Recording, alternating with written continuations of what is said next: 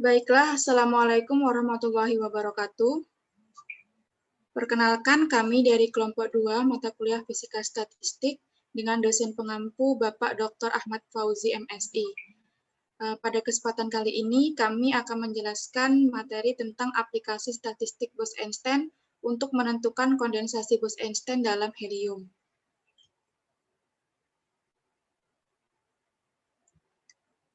Yang mana anggota dari kelompok 2 yaitu saya sendiri, Wahyu Cayaningrum, sebagai moderator dan pemateri 1, dan rekan saya, Monika Anastasyidoni, sebagai pemateri 2. Baiklah, pada materi 1 ini tentang statistik Bose-Einstein yang akan dijelaskan oleh saya sendiri.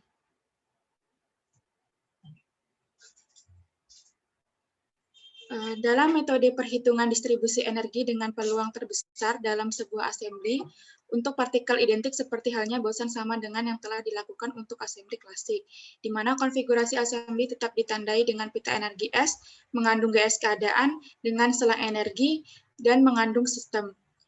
Pembatasan tetap dilakukan pada jumlah sistem yang ditempatkan dalam kaitannya dengan energi total E dan jumlah total sistem N melalui hubungan seperti yang tertera pada slide.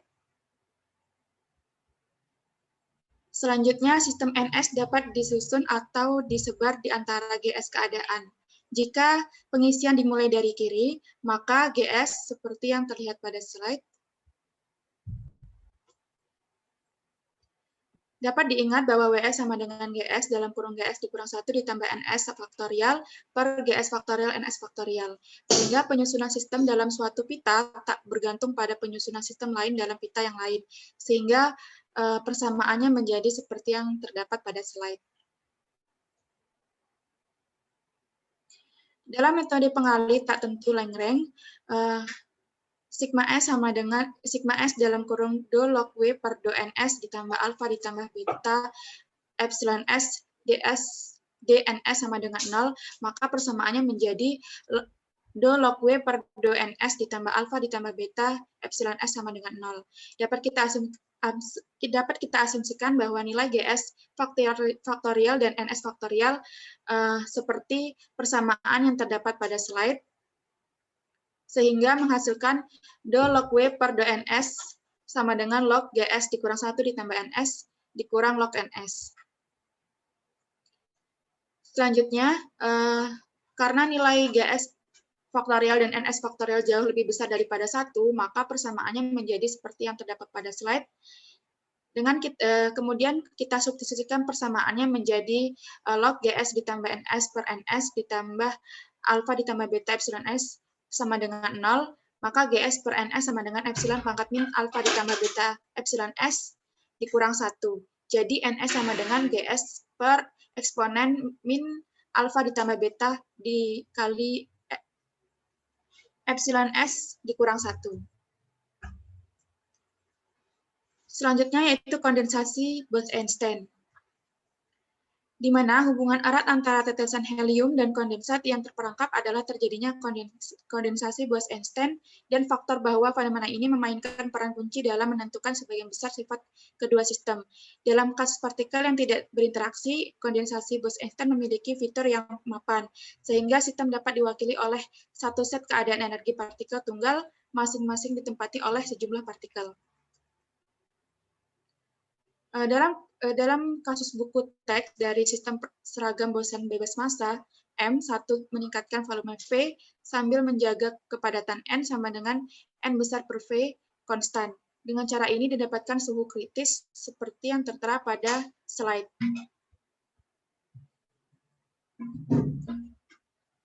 Selanjutnya yaitu helium. Helium adalah unsur kimia yang tak berwarna, tak berbau, tak berasa, tak beracun, nyaris inert, berupa gas monotomik, dan unsur pertama pada golongan gas agung dalam tabel periodik dan mempunyai nomor atom 2, di mana unsur kedua paling banyak dan kedua teringan di jagat raya yang mencakup 24% massa keunsuran total alam semesta dan 12 kali banyak massa semuanya unsur berat lainnya. Keberlimpahan helium yang sama juga dapat ditemukan pada matahari dan juga Jupiter. Baiklah, sekian penjelasan dari saya. Untuk materi tentang statistik Bose-Einstein untuk menentukan kondensasi Bose-Einstein dalam helium akan dijelaskan oleh rekan saya, Monik. Kepada Monik dipersilahkan.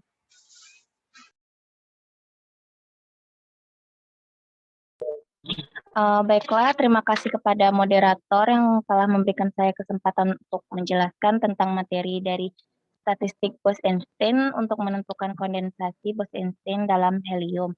Next nih.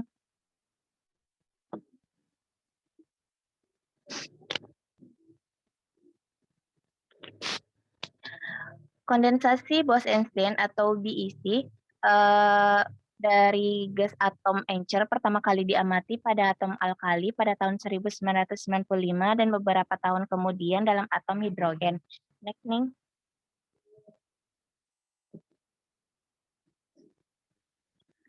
Keuntungan dari helium tersebut yaitu memiliki energi termal yang besar, yaitu sebesar 9,8 ekivalen. Hal ini memungkinkan pendeteksian atom yang sangat efisien dengan ionisasi setelah tumbukan dengan atom atau permukaan lain yang dapat menarik untuk litografi atom. Helium adalah atom yang relatif sederhana yang memungkinkan perhitungan kuarsi-persi yang berguna dalam aplikasi metrologi. Kemudian campuran dari He3 dan He4 dapat digunakan untuk mempelajari campuran degenerasi kuantum dari boson dan fermion. Next nih. Kemudian langkah-langkah percobaan. Next nih. Langkah pertama yaitu pemuatan magneto-optical trap atau MTO yang efisien. Berikut adalah grafiknya yang merupakan gambaran penyerapan waktu penerbangan 1,4 kali 1,4 mm setelah waktu ekspansi 0,22 dan 0,8 meter per sekon. Elipsitas kondensat untuk meningkatkan waktu ekspansi dari solid adalah prediksi teoritis tanpa parameter yang dapat disesuaikan. Pembalikan elipsitas adalah karakteristik dari perilaku kondensat yang mengembang. Next nih.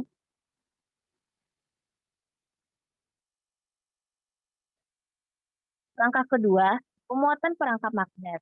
Setelah bidang MTO dimatikan, awan didinginkan sehingga sekitar 300 mikrokelvin setelah fase molase optik 1 meter sekon. Dalam meningkatkan efisiensi transfer dari molase ke perangkap magnet, atom secara optik dipompa oleh pulsa laser terpolarisasi sirkular, yaitu 3 kali 10⁸ atom dimuat ke dalam perangkap magnet. Next, nih.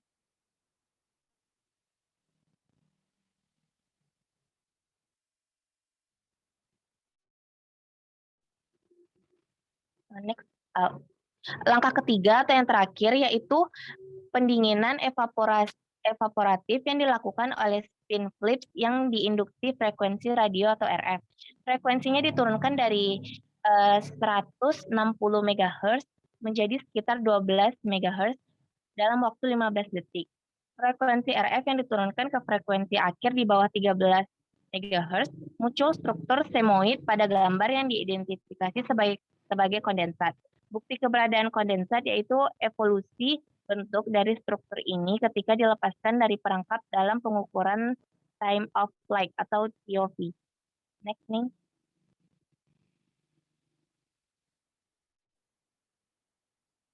Distribusi spesial dari penyerapan dilengkapi dengan jumlah dari 2 fungsi, yaitu satu untuk kondensat dan satu untuk awan termal.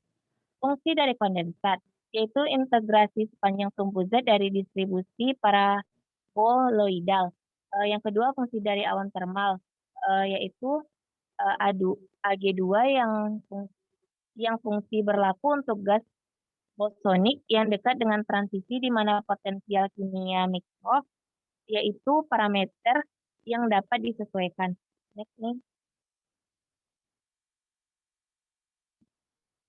Berikut adalah grafik gambar dari fraksi kondensasi N0 per N dengan T.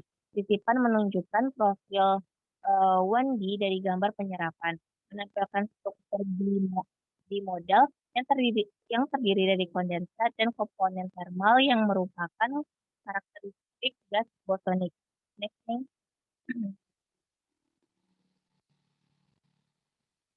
Untuk mengkalibrasikan jumlah atom di ambang batas, arus harus dimatikan dalam 2 langkah.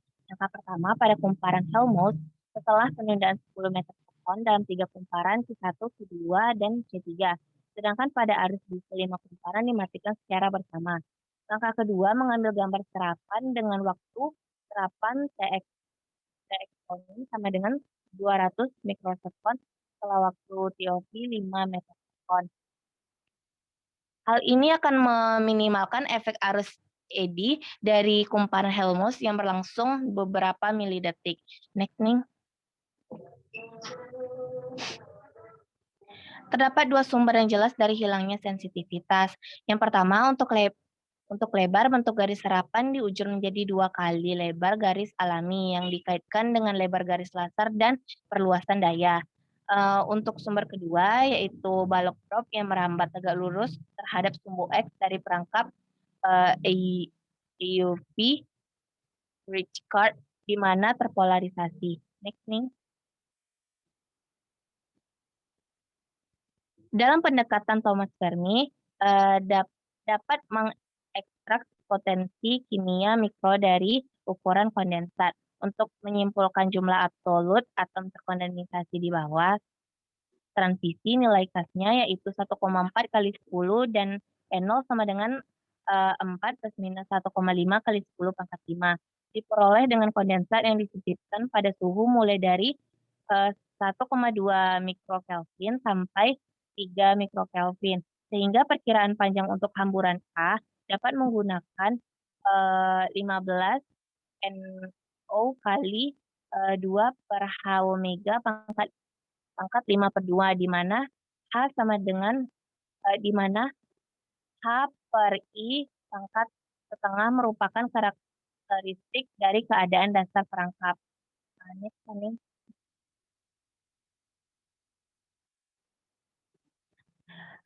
berikut adalah gambar peluruhan kondensat pengukuran yang dilakukan dengan perisai RF pada 12,3 MHz.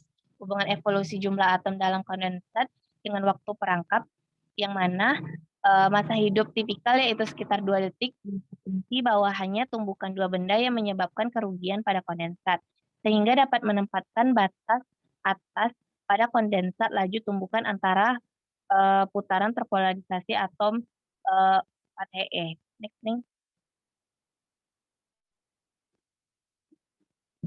Persamaan evolusi jumlah atom yaitu T sama dengan Gn2 Rd3R yang mengarah ke G itu bernilai 4,2 plus minus 0,6 dikali 10 pangkat 4 yang sesuai dengan faktor reduksi yang lebih besar dari 2 kali 10 pangkat 3. Jika diasumsikan tumbukan 3 benda bertanggung jawab atas peluruhan N0, sehingga T sama dengan Ln3 Rd3R. Dengan menyesuaikan data yang ada memberikan nilai L 2,8 kali 0,2 pangkat 10 kali 10 pangkat 27 cm per sekon. Baiklah, saya kembalikan kepada moderator.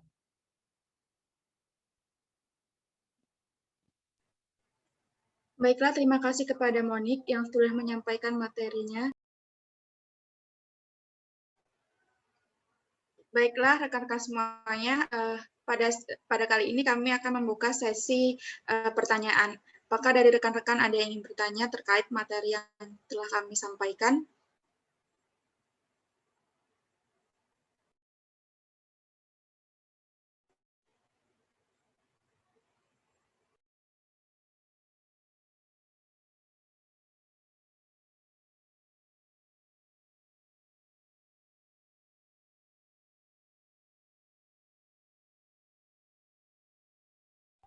Baiklah, sepertinya ada pertanyaan dari Saudari Tiara. Baik, kepada Saudari Tiara, silakan mengaktifkan audionya. Baik, terima kasih kelompok penyaji. Perkenalkan, saya Tiara Zakia Putri, NIM 19034090, izin bertanya. Dari pemaparan yang kelompok penyaji berikan, apa saja keuntungan dari statistik Bose-Einstein dalam menentukan fungsi distribusi Bose-Einstein? Mungkin sekian dari saya kembalikan kepada kelompok penyaji. Baik, terima kasih kepada Tiara atas pertanyaannya. Langsung saja saya jawab. Apakah keuntungan dari statistik Bose-Einstein dalam menentukan fungsi distribusi Bose-Einstein? Keuntungan dari statistik Bose-Einstein dalam menentukan fungsi distribusi Bose-Einstein yaitu kita dapat menentukan kongruasi dengan probabilitas yang paling besar daripada kongruasi lainnya, sehingga hampir seluruh waktu sistem bosan dapat membentuk kongruasi tersebut. Sekian jawaban dari saya. Apakah Saudari Tiara paham dengan apa yang saya jelaskan? Baik, terima kasih kelompok penyaji, saya sudah paham. Terima kasih kepada Tiara. Apakah dari rekan-rekan sekalian masih ada yang ingin ditanyakan?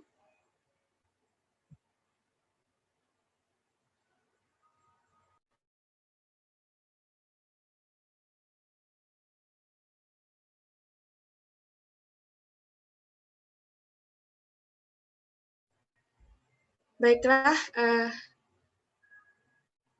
di sini saya melihat ada pertanyaan dari Saudari Iwit. Kepada Saudari Iwit, silakan aktifkan audionya. Baik, sebelumnya saya mengucapkan terima kasih kepada kelompok penjaji atas kesempatannya. Saya izin bertanya kepada kelompok penyaji, di mana saja kondensasi Bose-Einstein itu dapat dijumpai? Sekian pertanyaan dari saya kembalikan kepada moderator. Baiklah, terima kasih kepada Iwit. Langsung saja untuk jawaban pertanyaan dari Iwit akan dijawab oleh Monik. Kepada Monik, dipersilakan. Baiklah, terima kasih kepada moderator. Di sini saya akan menjawab pertanyaan dari Widya tentang di mana saja kondensasi Bose-Einstein itu dapat dijumpai. Kondensasi Bose-Einstein ini hanya dapat dijumpai untuk partikel-partikel boson saja, yaitu partikel-partikel yang memenuhi statistika Bose-Einstein, tetapi tidak memenuhi prinsip eksklusi Pauli karena adanya efek mekanika kuantum. Baiklah, selanjutnya saya kembalikan kepada moderator.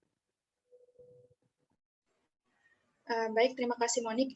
Bagaimana Saudari Iwit, apakah sudah paham dengan apa yang dijelaskan oleh Monik?